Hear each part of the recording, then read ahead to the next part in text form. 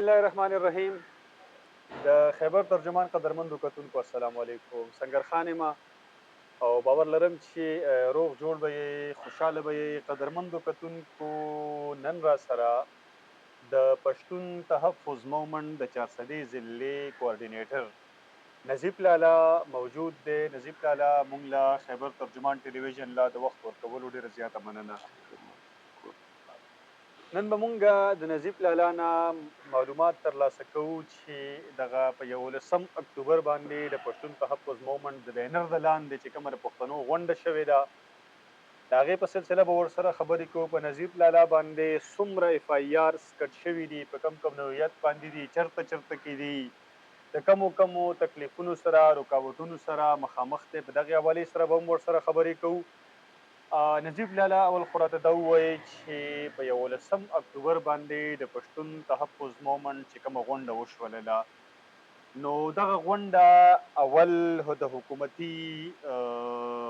څه د رکاوټونو سره مخ وه، بیا هغه رکاوټونه په هغې کې چې ونو دغه شو ختم ته. اول خو راته دا ووایي چې غونډې کېږي، سیاسي تنظیمونه یا چې کوم د نور تنظیمونه دي خپلې غونډې کوي، جلسې کوي، جرګې کوي. ستاسو جرګه ولې دغه سره مخامخ وه؟ څه وجه وه؟ حکومت ولې نه غوښتل چې دا غونډه وشي؟ ډیره مهرباني کور رباط د خیبر ټلویزیون ډیر قدرمن سنگر خان، ستاسو نه مننه چې تاسو خپل مصروف وخت وایسته او رالی او د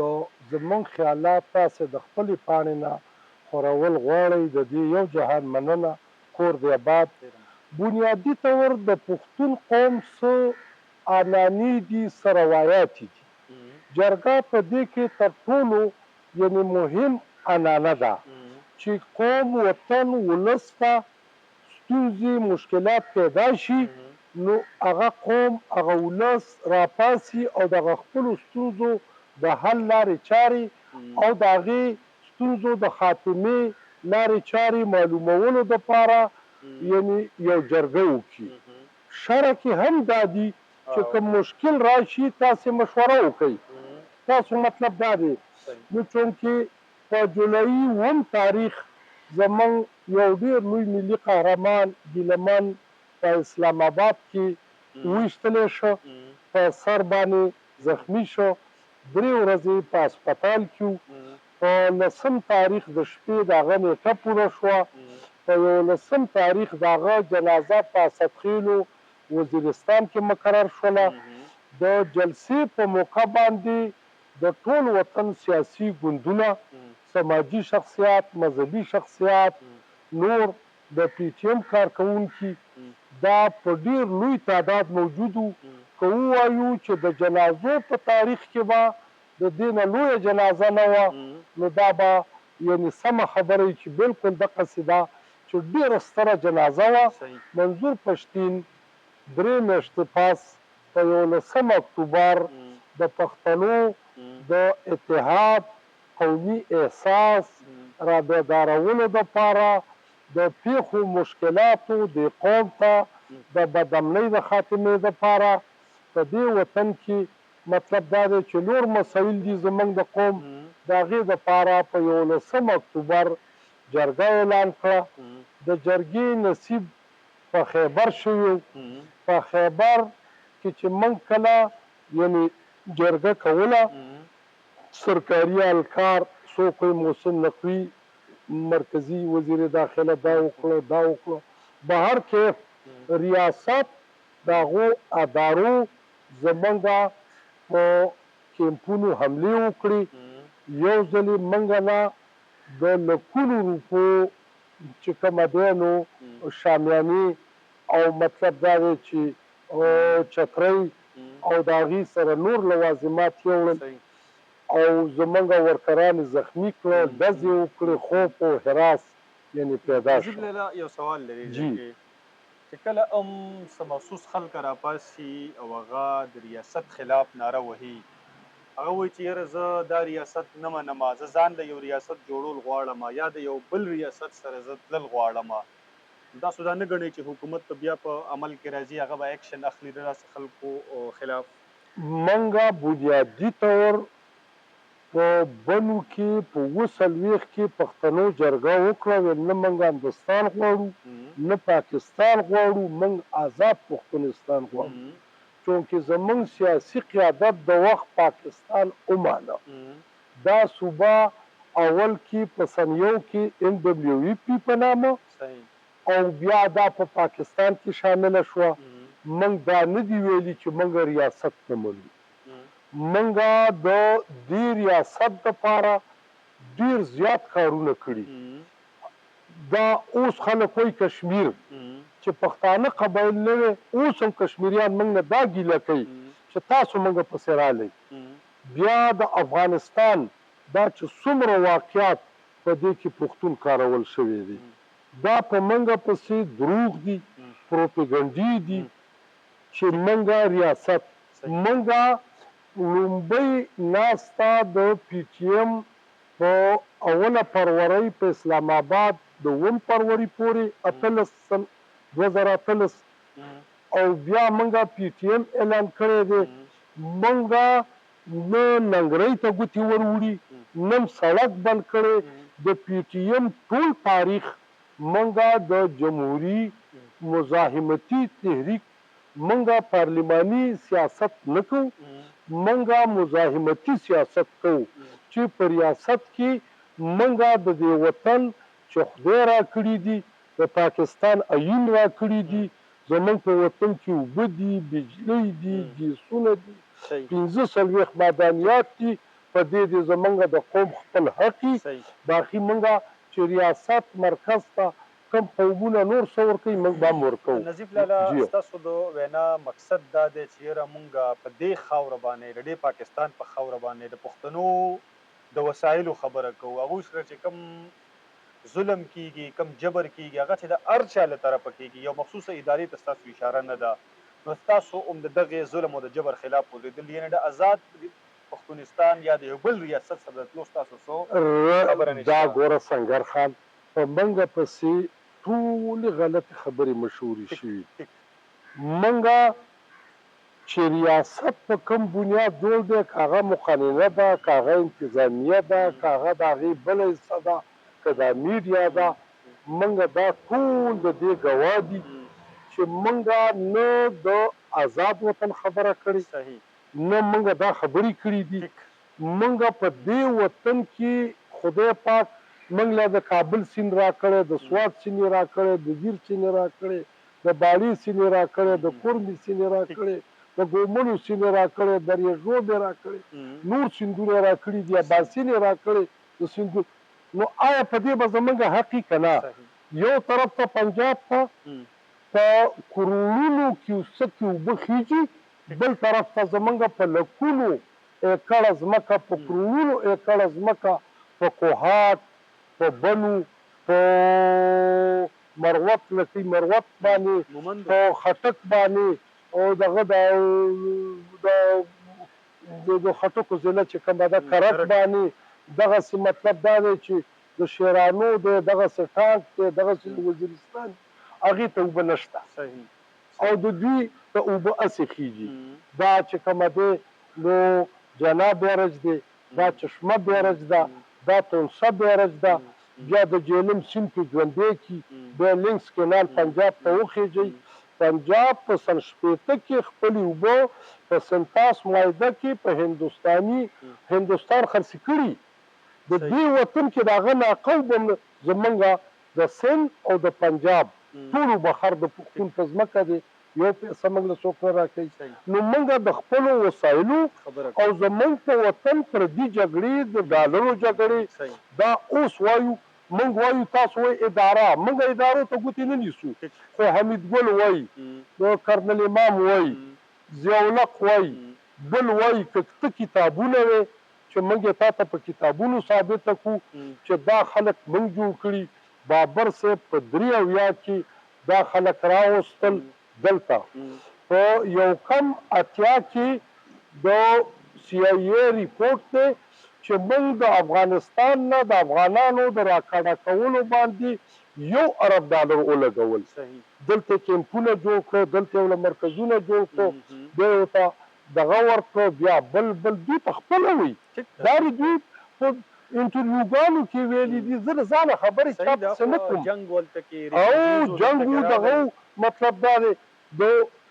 امریکې سفیر د پېښور نه خلک تلي قتل شوي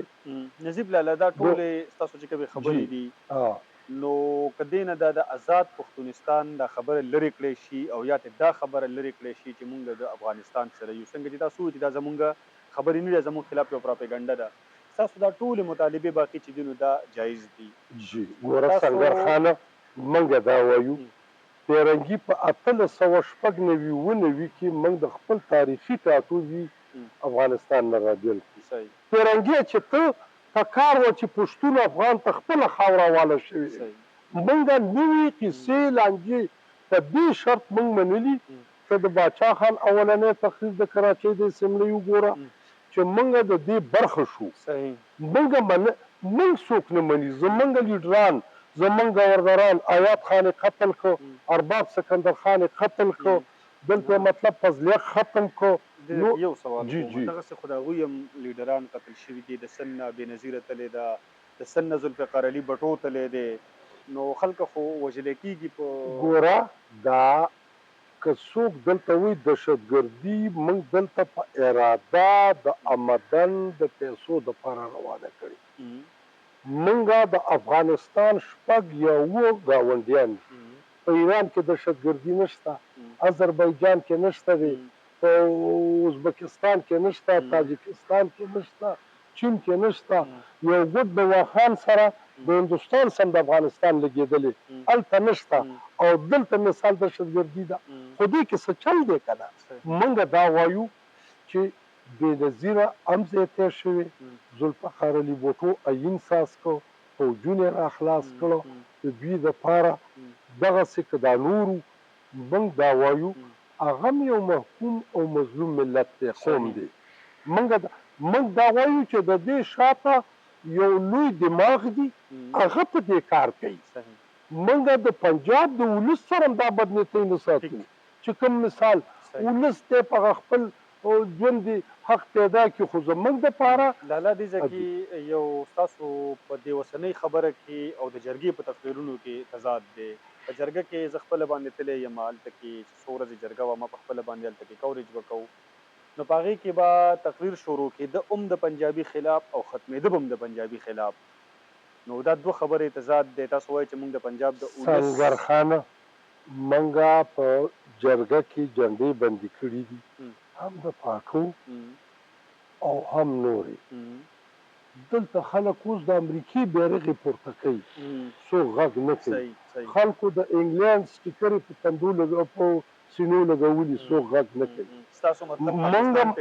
موږ مطلب دا دی چې موږ دا وایو چې زموږ د خبرو او د جرګې دا تضاد نشته یو بدامنۍ دا د خدای له طرفه په موږ نه ده نازله شوې دا انسانانو جوړه کړي او اوس موږ د دې صحیح نشاندهي کړي چې څوک یې کوي ولې یې کوي د څه دپاره یې کوي زموږ غرونه زموږ وسایل په هغې د قبضې دپاره دا تېرو میاشتو کې زموږ ته دا عثمان خیلو کې 4 هلکان ونیول شو یو برګیډیر صاحب وایي چې دا غر ما پسې ولیکئ صوابۍ کې یو غر دی دا ما پسې ولیکئ تنکي ځای کې دا وسایل دي دا ما پسې ولیکئ د کاپرو په یو ګاډي کې دلته چې کومه دی شپږ کروړه مطلب دا دی چې ټکسونه په لارو کې اخیستل کېږي موږ دا وایو چې دا وسایل خدای موږ له راکړي په دې به زموږ حق او پاتې شو غیر جمهوري فیصلې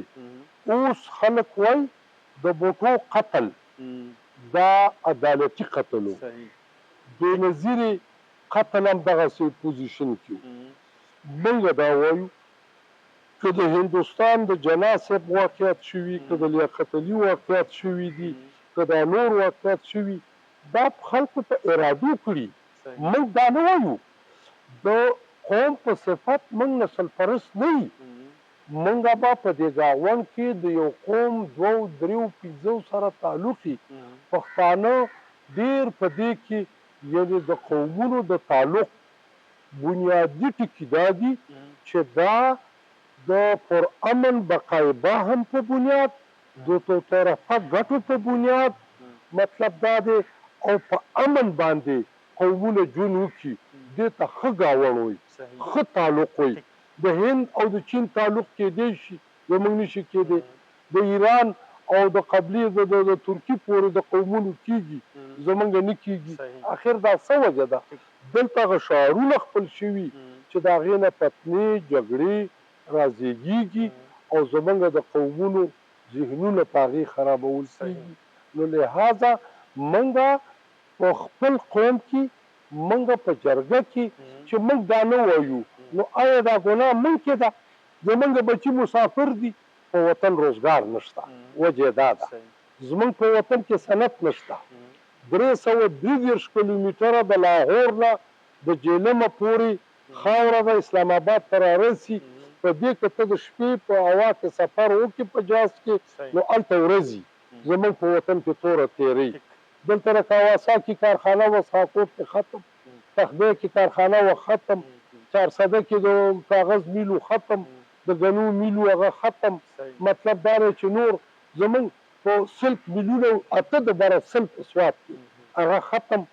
مطلب دلته په اراده اوس ورشه کوات په دې روډ باندې ایوب خان بنیاد کېښود په شپږ شپېته کې د فیصل آباد او په کوهاټ روډ په یو جاز کې راپورته شو هلته هم کاڼی کېښود دلته هم نن فیصل آباد نه ورشه او کوهاټ روډ ټول آبادي شوې ده هېڅ هم په یو پکې د مصطفی پریسو د ماسټر خان ګل د زوی او یو نور څه پکې نه او دغسې زموږ چې دلته څومره دې نوښار کې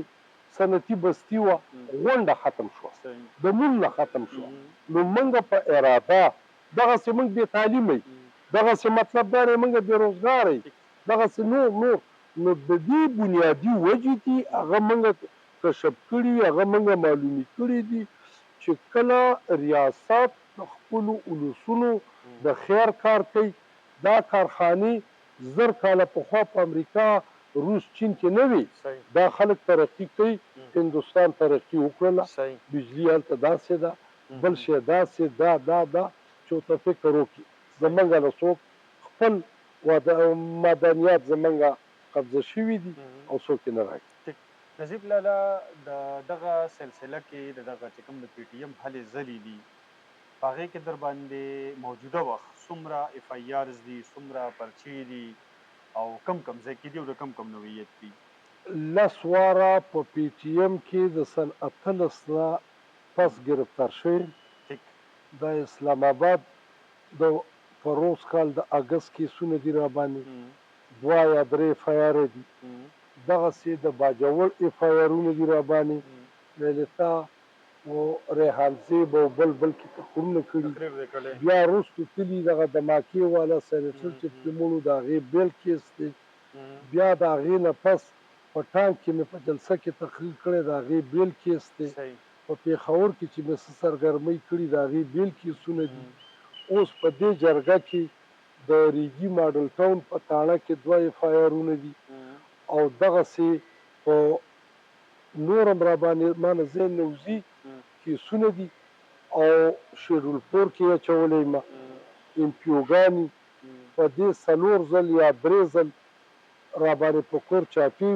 والي دي مشر زوی راله په اول سر ونیو 2-3 شپې ودرولې چې ډوډۍ نه ورکړې ډېر سخت ظلم او تشددو سره شوي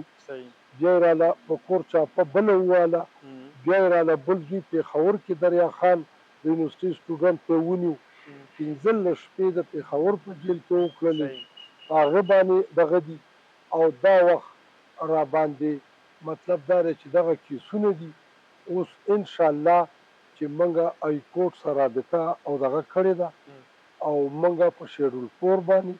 په امپیو باندې او په دې باندې چې کومه دی نو موږ یعنې کیسونه داخلوو او رټ پټیشنې او انشاءالله چې عدالت موږ له دغه انصاف راکړي او د دې مشکل نه داسې مې عمر اوس هم زما 28 کاله عمر دی په دې کې دا د سرکار دا پیخي دا نخري دا لانجې دا زمونږ غږ دې واورېدلی شي صحیح موږ وایو څه لہذا زمونږ قوم له دې په دې وطن امن ورکړی شي هدفي وجلې دې ختم شي لالا یو خبره دې ځکه کوم جیو. چې زه کله یو انکر صحافي ما اورېدو مشهور صحافي دی خو نوم نه اخلم هغه په خپله ټاکپل ایکسپریس نیوز باندې شو کوي دومره به ووایم نو هغه په خپل شو کې ووایي چې یاره خیبر میں لوگ اکٹھے ہوئے ہیں اور انہوں نے یہ فیصلہ کیا ہے کہ اب ہم نے ریاست سے علیحدگی کرنا ہے نو دا د دې سړي تاسو وایئ چې د ده سره معلومات نشته دی که نه دا زموږ خلاف پراپیګنډه ده دته څه باقاعده فنډینګ کیږي یا بله څه وجه ده سنگر خان د پښتنو میډیا نشته پاکستانی میډیا پنجابی میډیا ده که هغه نه وای وخت دی او که جنگ دی او که مشرق دی او که اخبارات دي که پرنټ میډیا ده که الکترونیک میډیا ده او که دا کم انګلیسي چې کوم دا تبصرې کوي منګه په خیبر کې بم کیږو هر ریاست چې د ناکامۍ طرف ته ځي دا خونخوار شي زه د دې تېرې هفتې مړي را ژونده کوم ته به غوږونو له ګوتې اوسي په کوټه کې په ریلوے سټیشن کې دماکه وشوه د دوی د اوښ د دوی د غوا د دوی د یو معمولي څیز بړا چړا پیش کیږي زمونږ د منظور په ټلویزیون باندې زمونږ په اخبار کې خبرونه نه راځي زمونږ بل نه راځي الټا که موږ تقریر وکړو په موږ اف آی آر درج شي نو د جمهوریت څه معنی ده ته شیډول فور وګوره د پاکستان په تاریخ کې په لومړي ځل شیډول فور په دومره لوی تعداد 1400 کسان د جرګې په موقع زمونږ ونیولې شو ماشومان موږ ته لارې بندې شوې د کوات تنل بند شو نورې لارې موږ ته بندې شوې په غرونو کې زمونږ خلک راته زمونږ ایون زنانه دوی نه مات کوي چې جرګې نه راتلې په لار کې به ورته څېرې پیښې سازې کړي نو موږ دغه انکرته وایو چې موږ سره دي د پی ټي ایم سره دي په ټلویزیون که جرنیلانې کوي که سیاستمدارانې کوي که د پارلیمنت سپیکرانې کوي که بل یو خبره کومه جو چې زما خپل ذاتی رای دا ده چې پی ټي ایم که د شرپسند تنظیم وي یا که د پاکستان خلاف څه اکټیویټیز کولی نو چې کله دې ته د وزیر اعلی په نګرانۍ کې جرګه کېناستله نو دوی هغه جرګه ومنله یعنی هغوی سره یې د تشدد لارې اختیار نه کړله نو زما خیال دا دی چې لکه دا دوی سره چې که ناست څوک ورسره کینی او د ناستې او د مذاکراتو دعوت ورته ورکړي نو پی ټي ایم تیار دی او د دې مخې ته اگزامپلز شته بالکل منګه په لومړۍ ورځ په پېښور کې 26 جنوري سن 18 دوی دورانه فوجیان او خبرې زموږ مشرانو سره وکړلې منظور صاحب په دغه ورځ زما لومړی ملاقات شوی او بیا د خپلې خبرې نه په شا شول په اسلام آباد کې خبرې وکړې په شا شول اوس موږ په دې نتیجه رسېدلي چې د چا سره واک دی ادې موږ څه کېږي او زموږ مطالبې زموږ خبرې دې واوري په موږ باندې دا هم غیر قانوني کار دی دا بین دی موږ غیر پارلماني تحریک یو خو موږ هیڅ د دهشتګردۍ موږ مزاحمتونه کړي دي موږ د امن دپاره په دې وطن کې د جنګ د خاتمې دپاره زموږ عمره لوی جنبش لوی تحریک د بل چا نشته نو موږ په څه باندې یعنې په دې باندې دغه کیږو دا زموږ څه زیتی دی الټا مثال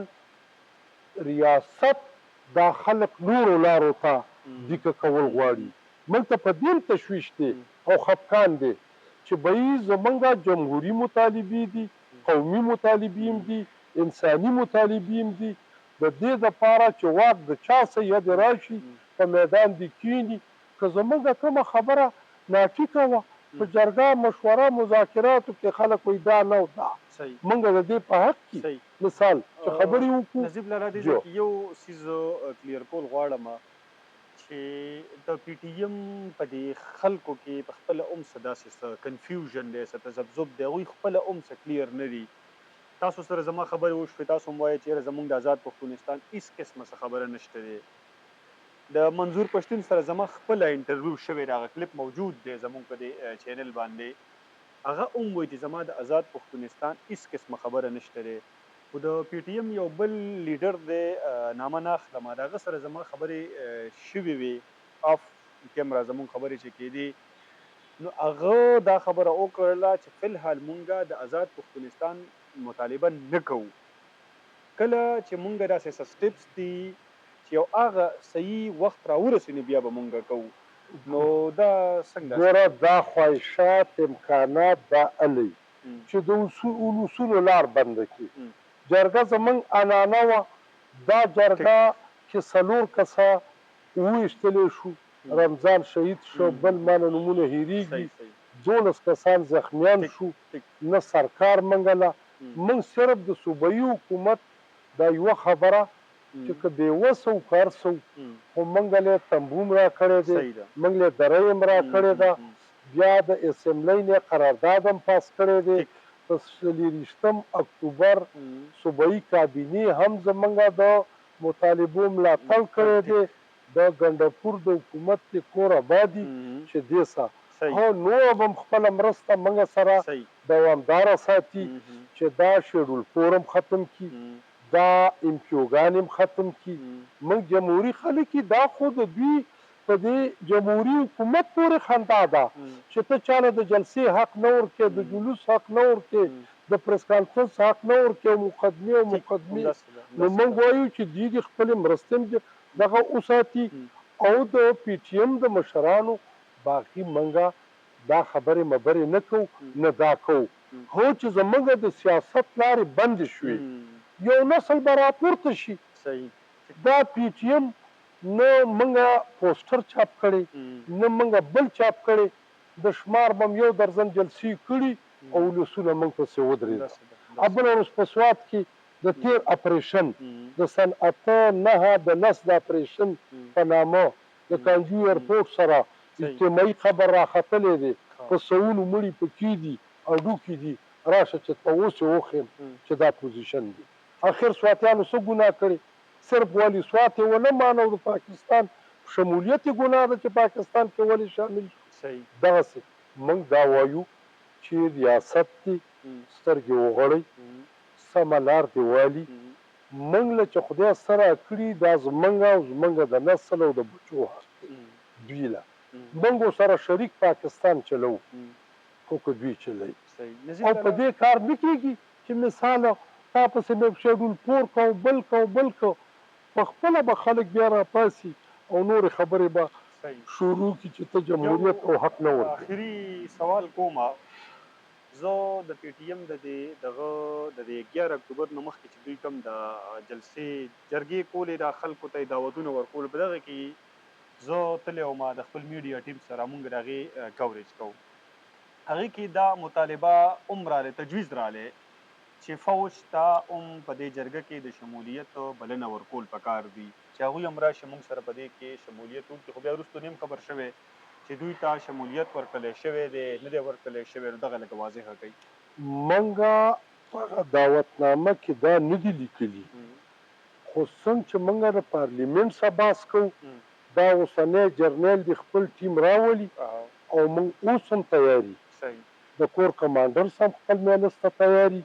موږ نه چاته سوال کوو، نه زموږ په ذهن کې دا کار شته. موږ د هر چا سره خبرو ته، خو خبرې به هغه چا سره کوو چې هغه به اختیار ولري، چې بیا سار په خپلو خبرو هغه ټینګي. او نور مطلب دا دی چې د سکول ماسټر ته نشي ګورنر کولی، نو جرنیل به څنګه ګورنر کوي؟ داسې مثال دا ګوره، دغسې د یو بلې ادارې ټولې ادارې باید چې په خپل دغه کې کار وکړي. زموږ اوس دا د 45 او د 47 د دې فارمونو دا قیسې چې کېږي په نورو ملکونو کې دا و. بله ورځ کپټن صفدر څه ویلې په اسمبلۍ کې، ویل دا خو د دغې، ویل زموږ خو د شمار سیټانو نواز شریف اجز بیا وتښتېده، بل. نو موږ دا وایو. نجیب لالا یو سوال کومه، چې زمونږ ریاستي ادارې که هغه پارلیمنت دی که هغه نور آرګنز دي اگر چې آرمي چې ده نو هغه هم د یو اداره ده هغوی ټول د طالبانو سره مذاکرات کولو ته تیار دي د تحریک طالبان پاکستان سره جرګې پکې شوي دي خلک یې پکې لیږلي دي سیاسي جرګې تللي دي د مولیانو علماو کرامو جرګې تللي دي جرنیلان تللي دي د هغوی سره مذاکرات کیږي تاسو سره نه کیږي نو ماته ښکاري چې ستاسو دا جرم د تحریک طالبان پاکستان نه سنګین دی منګه دا وایو ځکه سره نه کوي منګ دا وایو تحریک طالبان هم دی جوړ کړي دي نیک محمد هم د جوړ کړي عبدالله هم د جوړ کړي دا نور هم جوړ کړي دي چې د نوره مخکې د مجاهدینو په نوم بابر صاحب ګواه دی په 83 کې شهادت رساله هغه هم جوړ کړي طالب هم جوړ کړي دا د دوی کار دی اوس به دې پسې په طالب پسې به داعش روزي القیدي ته اندازه کو په 10 کلان او 20 کاله بنګله کې اسامه نو پروت په سعودي نشو ګیر ټینګولې په ارتباط کې پروت منګه دا وایو چې طالبان تحریک طالبان او بل دا د یوې ونې شاخونه دي منګه دا وایو چې ملکونه قومونه اولسونه په دې نه ساتل کېږي هغو ته منګه دا خبره کوو که چېرته تنظیم وي چې رادي شي په جمهوري طریقه څنګه چې د فضل الرحمن پارټي ده د سراج الحق پارټي ده د تحریک انصاف پارټي ده که اسلام له کار کوي او که پاکستان له کار کوي او که ولس له کار کوي کار څه کوي د دې د برخه شي او دا تا ټیک خبره وکړله چې دا زموږ ګناه څه ده چې ته کابل ته مطلب دا دی فیض حمیدو دا ولیږي کپونه لار کې نیولي دا هم بین الاقوامي جرم دی دا جرم دی که وخت راغی موږ به دې نه تپوس کوو د شپې جازونه ځي د کابل نه یو شی راوتښتوه بل شی راوتښتوه سلارې بندې کړه زموږ مطالبه دا ده چې د افغانستان سره د چمن لواله او چې غلام خان دی او که انګور اډه ده او که دې طرف ته نور دي که خیبر دی که دا د مومندو والا لار چې کومه ده دې ځای کې ګوسړی دغسې ناوپاس دی دغلته په دیر کې چې کومه دی نو دغه یو مرکز دی نوم رانه هېرېږي لارې دې ټولې خلاصې شي دلته دې زمونږ تګ چمن کې دا یو کالو شو دغه ناست دی دا څه نومېږي دا پرلت چې موږ روزګار کړو زمونږ د سرحد دواړو غاړو 20 کیلومترۍ کې دي په تذکره او په شناختي کارت تګ راتګي اقتصاد ته د خلکو ژوند اسانتیا ته دغه کېږي د منګه ملکونه ورانو نه بل کوو نه بل کوو او مطلب دا دی چې دغه ټولې خبرې په موږ پسې دي موږ مذاکرات غواړو موږ یې د فوج سم کوو موږ یې د کور کمانډر سم کوو او موږ خپله خبره په میدان چې سبا پکې دوی دا نه وایي چې موږ چا نه او دا نورې خبرې ټولې که په پریس کې موږ پسې کېږي په فرنټ میډیا کې دا ټولې پروپیګنډا موږ د خپل وطن اصیل بچیان یو خپل وطن او ولس باندې مړه سوځي او دې له کار کوو کتونکو دا و نظیف لالا د پښتون تحفظ مومند د 400 ضلعي کوارډینیټر دی یو سماجي او سیاسي شخصیت هم دی تاسو ته دغه خبرې واورېدلې د آزاد پښتونستان دعوا د دوی نشته دی څه مطالبه یې نشته دی د افغانستان سره د تګ څه خبره یې نشته دی باقي که دوی وایي چې دوی په جرګو کې په غونډو کې د افغانستان جنډې کېږي نو دوی دغه مثال ورکړه چې یاره دلته کې په بعضې جنډو کې د فلسطین جنډه لهراویږي په هغې اعتراض ولې نه کېږي د امریکا جنډه څو ورځې مخکې په صوابۍ کې د پاکستان تحریک انصاف په جلسه کې وه لهراوېدله په هغې باندې اعتراض ولې نه کېږي چې د افغانستان په جنډه باندې اعتراض کېږي دغه ټول ګټور معلومات تاسو ترلاسه کړل نجیب لالا کورم ودان خوشحاله اوسئ قدرمنو کتونکو په بل پروګرام کې به لیدل کتل کېږي تر هغه وخته پورې په لوی الله سپارم خوشحاله اوسئ